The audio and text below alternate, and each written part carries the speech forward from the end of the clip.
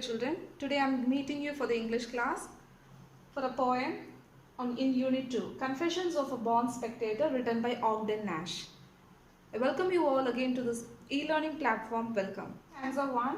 One infant grows up and becomes a jockey. Another plays basketball or hockey. This one the prize ring hates to enter. That one becomes a tackle or center. I'm just glad as glad can be that I am not them, they are not me. Okay, here what he is saying is, people in life, we come across many people. For example, if I am taking myself, even the people around me, maybe my dear ones, maybe my friends, maybe my colleagues, whoever it is, but no one is similar. Okay, so that's what they are saying. One infant is baby. So one baby grows up and become a jockey. Okay, jockey in the sense those who play the horse riding. One infant grows up and become a jockey. Another become a basketball player.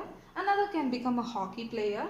So everyone are different from each other, and everyone's desires, ambition, or the goal, or whatever it is in their life, everything is different from each other.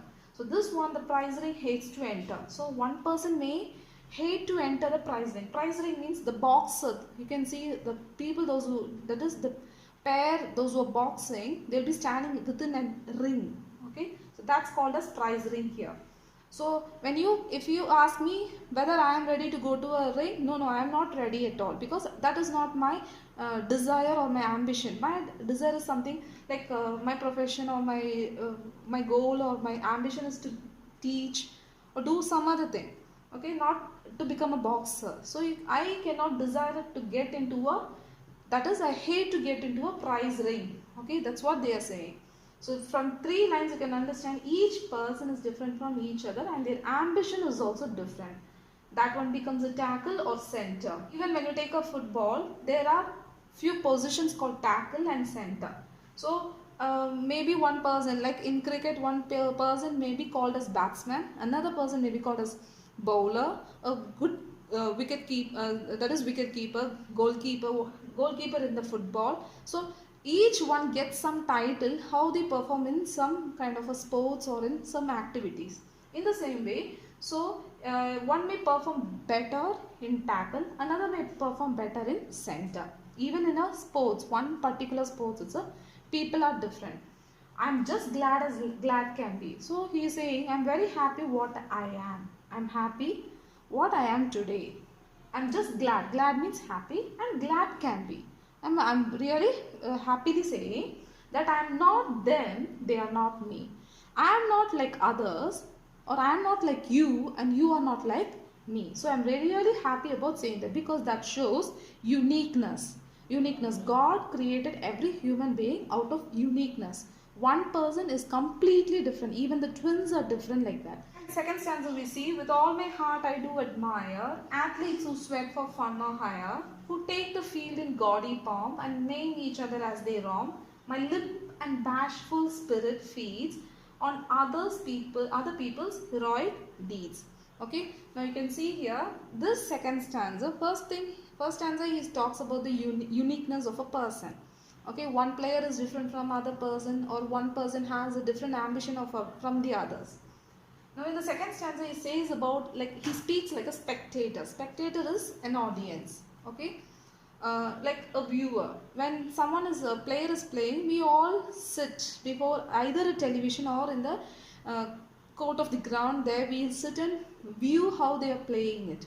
We act as a spectator. Okay, so we are all audience, and he is saying, with all my heart I do admire. If I like cricket, what I'll do, I'll be sitting there and I'll be admiring how they will be playing. In the same way, he's saying, with all my heart, I'll be enjoying. Even though I'm not a good player, I'll be enjoying. I'll be admiring how they play. Athletes who sweat for fun or hire. Sometimes some athletes are really play for earning. That is higher. Okay. And some really go for fun. Like in our schools and all. Are they paying us? No. We go in a spirit of getting a championship, or getting some win a medal or something for the name of our school, for our team. Like that, with the team spirit will be playing. That's a great fun. So athletes who sweat, either they sweat, two things they will be sweating for. They'll be either sweating for a fun or for the hiring. Hiring means in a sense of earning. So whoever it is, I'll be admiring everyone. As a spectator, I'll be admiring every athlete who take the field in gaudy pomp. Gaudy pomp in the sense, now for example, when you see in the football, the ground or the court, if you see the goalkeeper will goes in a big, like maybe that person may be a thin and slim person, okay, but when the person is having wearing all the helmet, his foot pad, all his attire, okay, everything whatever he is wearing to keep him safeguard from the hitting of the ball makes him look like a giant there.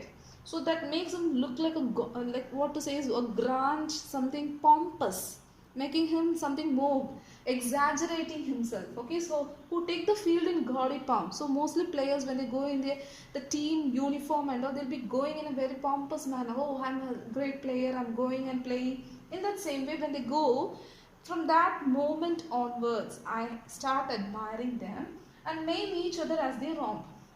Even when they play, they may not be playing very in a successful manner, may not be in a leading team in that manner, but still the way they make the noise. Romp means making noise.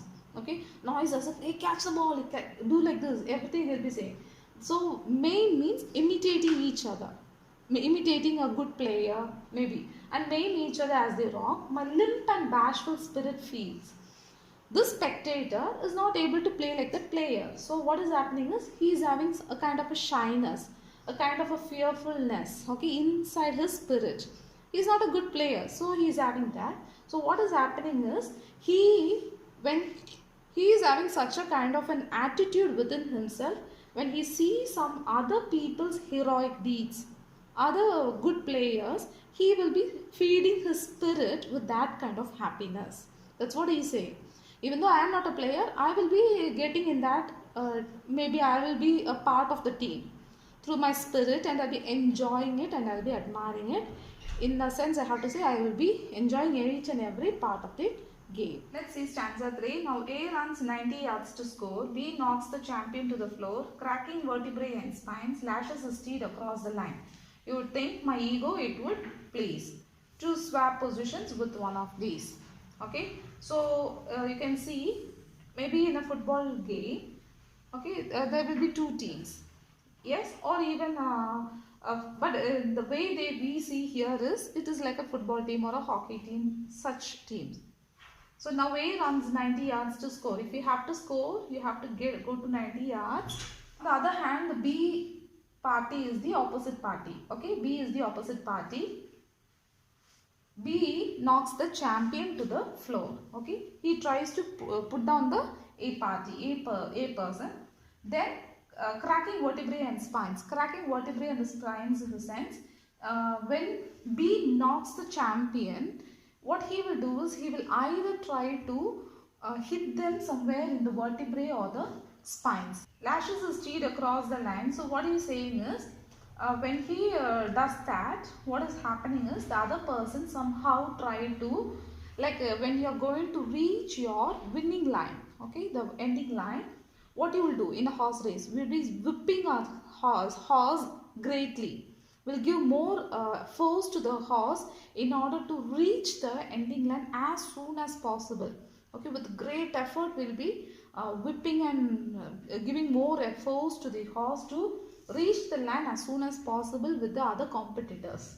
Okay, so like that here also, when the B person tries to crack the vertebrae and the spine, A tries to somehow reach his ending line. Okay, so you would think my ego would please.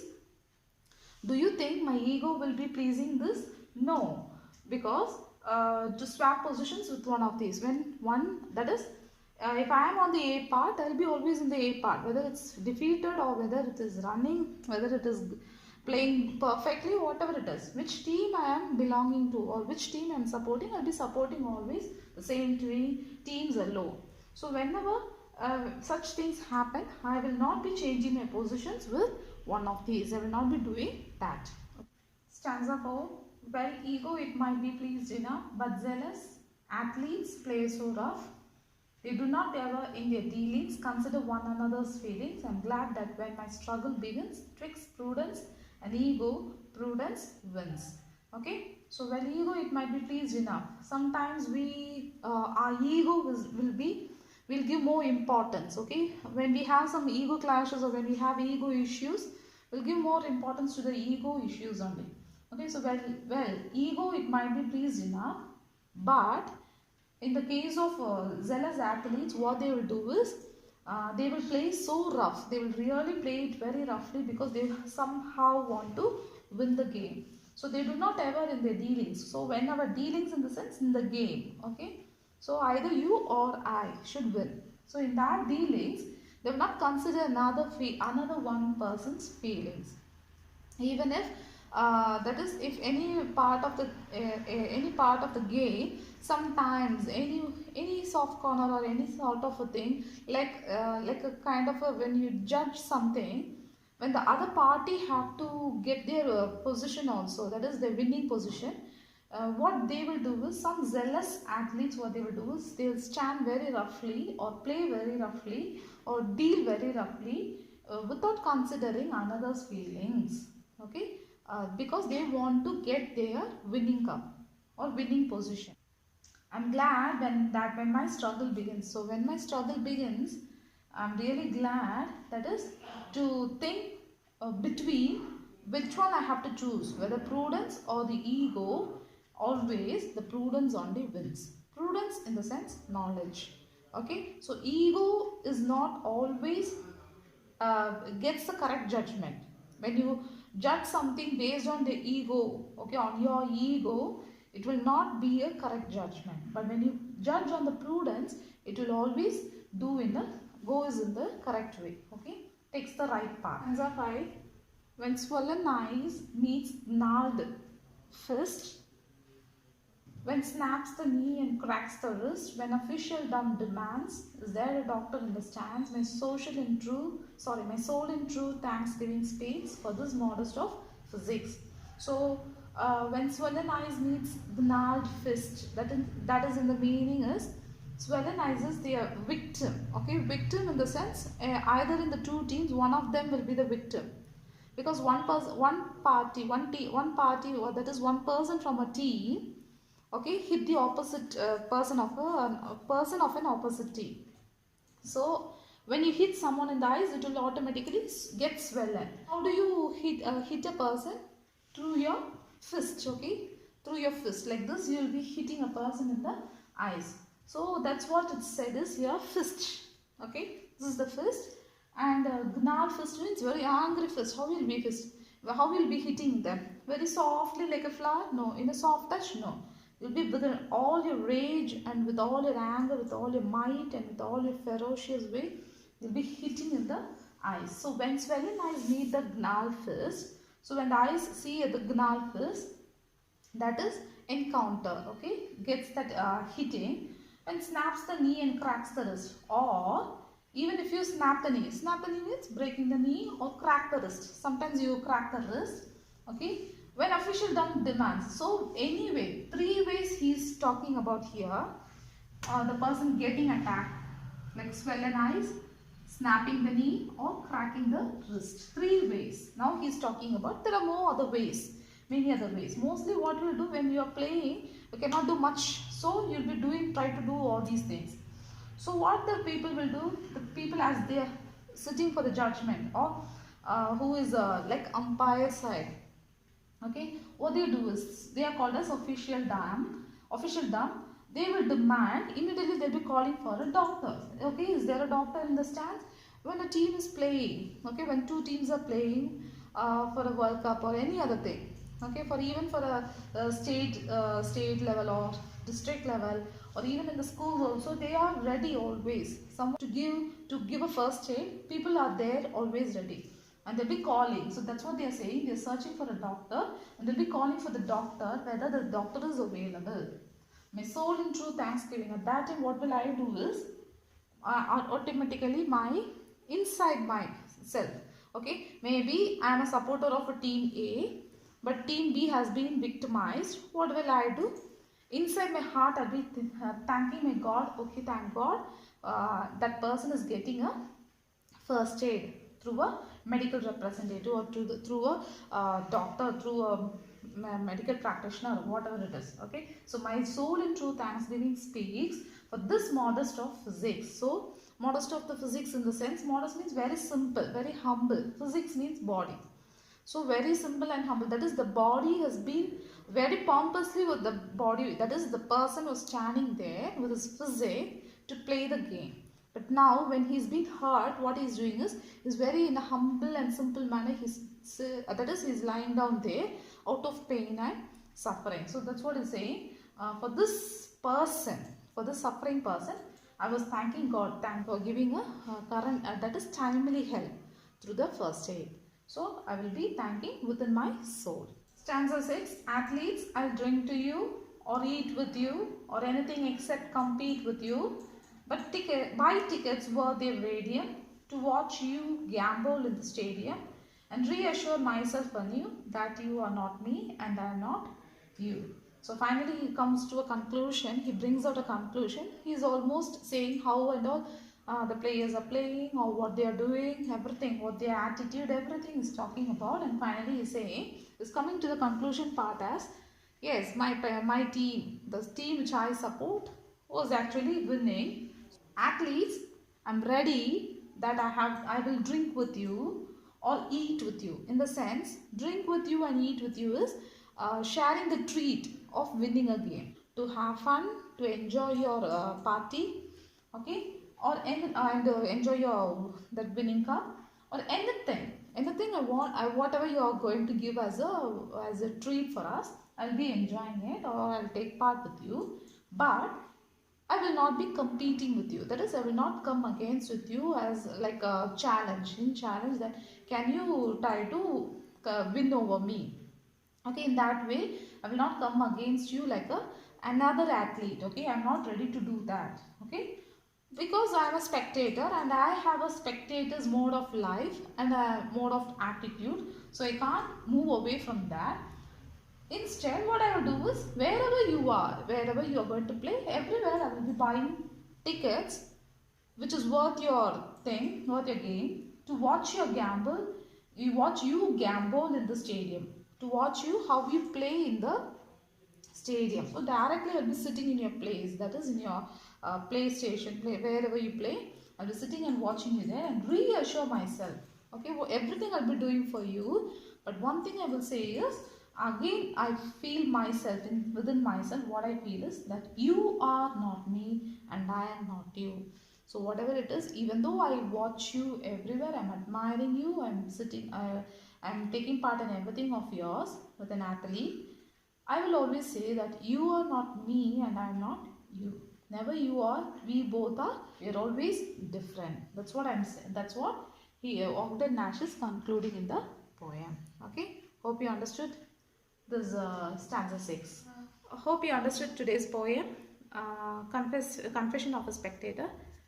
Meet you in the next class. Thank you. Have a nice day.